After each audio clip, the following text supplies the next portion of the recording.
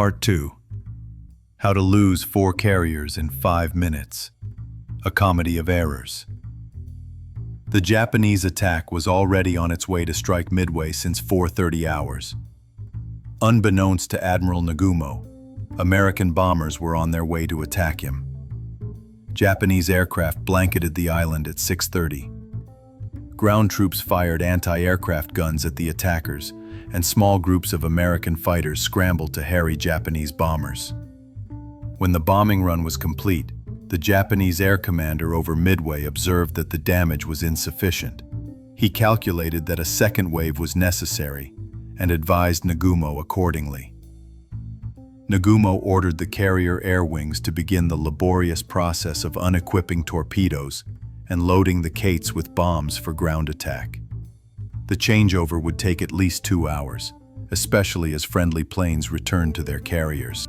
At 0620 hours, the American carriers massing at Point Luck finally received the intelligence they were hoping for: the location and bearing of the Kido butai. 50 minutes later, American bombers from Midway rumbled overhead and dropped their payloads on the Japanese carrier group. Once again, Japanese seamanship was impressive, twisting and turning around the bombing paths into well-timed arcs despite their size.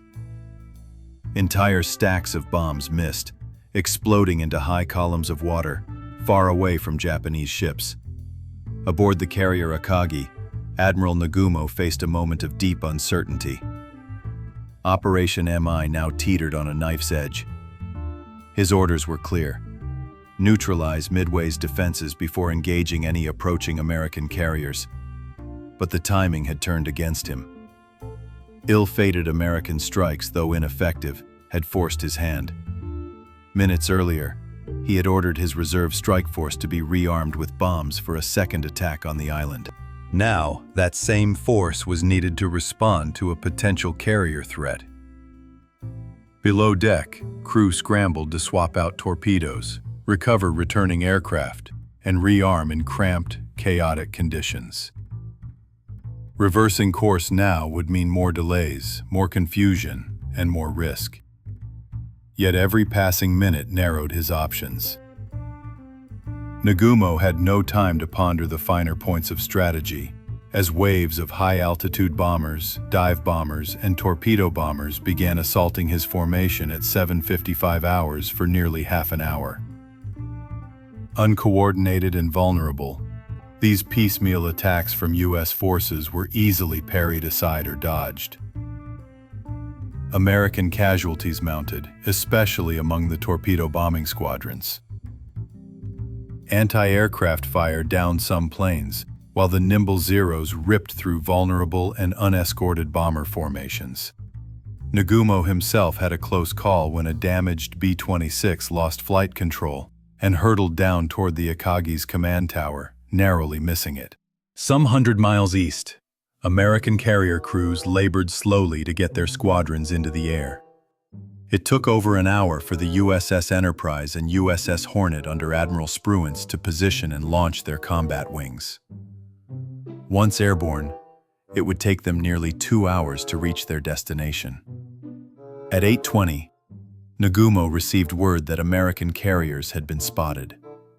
Reversing course now, after already ordering his planes rearmed for a second wave on Midway, would create further delays and confusion. Meanwhile, continued American attacks drained fuel, disrupted flight cycles, and robbed Nagumo of the initiative. Continual pressure was exactly what Admirals Spruance and Fletcher hoped to accomplish. Their goal was to disrupt Japanese battle doctrine and prevent a coordinated counterstrike.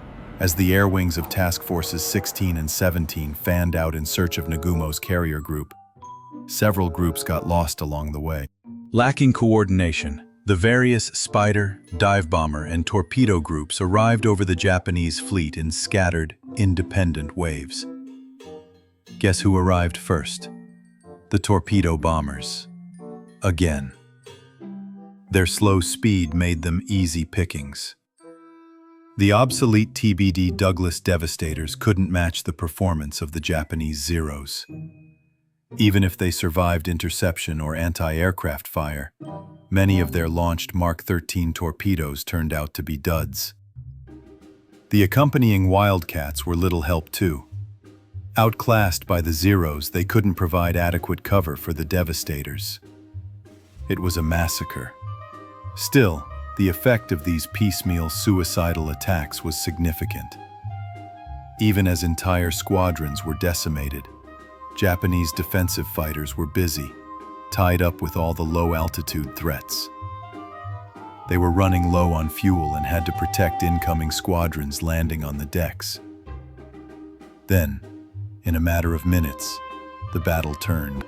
At 10:20 hours, American dive bombers arrived without the Japanese forces detecting them. Japanese carriers lacked radar and relied on visual observation, which failed them at this critical moment. 28 SBD Dauntlesses, led by Commander Clarence Wade McCluskey, had been searching for the Kido Butai and now saw their chance to strike 3 carriers at once. While the Zeros were busy hunting down the hapless Devastators at sea level, they missed the Dauntlesses screaming down on the Akagi, Soryu, and Kaga.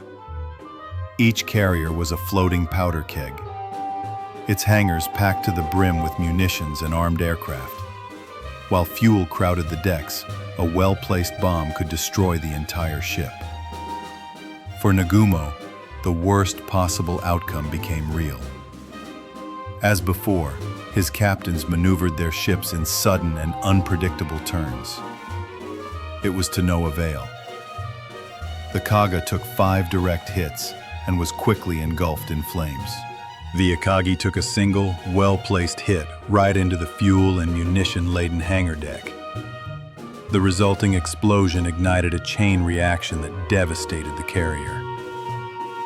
The Soryu was the next to feel the dive bomber's fury, scrambling to dodge the falling bombs. She took 3 hits across her entire length.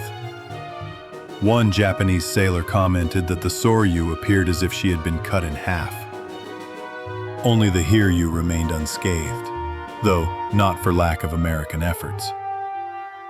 By the time attacks subsided, one of the most feared groups of warships in the Pacific was left ablaze. Though each carrier differed slightly in construction, their damage control methods were limited, especially compared to their American counterparts. Water pumps failed, coordination broke down, and fires spread rapidly, igniting volatile fuel and munitions deep within the ships. The carriers were dead in the water. Nagumo survived the attack, transferring his command from the Akagi to a nearby cruiser. With Nagumo's consent, the remaining carrier's commander, Vice Admiral Yamaguchi Tamone, directed a counterattack on the recently discovered Yorktown. Though they had lost 3 carriers, Nagumo and Yamaguchi refused to concede defeat. With every plane they could muster from the Hiryu, 18 Vals and 6 Zeros, the mortally wounded Kido Butai set Task Force 17 in its sights, hoping to lure in the American ships and destroy them with the main body. At noon, Yorktown's working radar picked up the inbound attack force. Combat air patrols and fighter squadrons hurried to intercept them. Wildcats shot down 11 of the 18 Val dive bombers into the sea. But in the chaos above Task Force 17, 7 managed to slip through the anti-aircraft port. 3 bombs struck Yorktown. Damage control crews moved quickly to contain the fires and prevent catastrophic destruction. But by 12:40 p.m., the carrier had lost propulsion and was dead in the water. Fletcher, like Nagumo, moved his command to a nearby cruiser, reportedly complaining that he was too old for this sort of thing. Sailors worked feverishly to restore power, and Yorktown's engines limped to life again. The reprieve was short-lived, however, as 10 Kates encircled the crippled ship and honed in for an attack. Japanese torpedoes were deadly effective, and with limited interference from American fighters, struck Yorktown again, putting her out of action for good. Nagumo clung to the hope that this air attack could draw the enemy carriers in and place them within range for a surface fleet battle.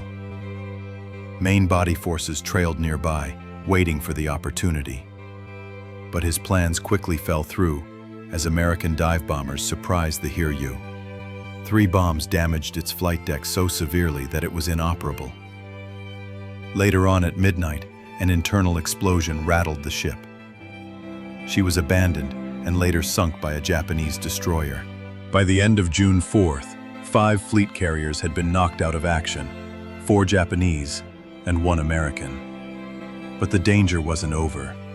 Submarines on both sides prowled the seas, delivering final blows to crippled ships like the Kaga and Yorktown, sometimes hours or days after the major air battles. Yamamoto and Fletcher believed that further combat might have been warranted, but caution prevailed. Fletcher followed his orders to not risk the fleet, while Yamamoto had to protect his forces without air cover. Each side traded blows through submarine attacks or limited airstrikes on June 5th. But by the next day, naval forces around Midway had begun to withdraw. The frantic combat around and above Midway Atoll set the Imperial Navy and the U.S. Navy on wildly different trajectories. The Japanese could no longer challenge the U.S. Navy without the Kido Butai and its pilots. The Empire was forced to defend. Meanwhile, the U.S. Navy rapidly recovered its losses and could dictate the terms of engagement in the Pacific. The war was far from over. Hard fighting remained, but the U.S. held the upper hand. Thanks for watching.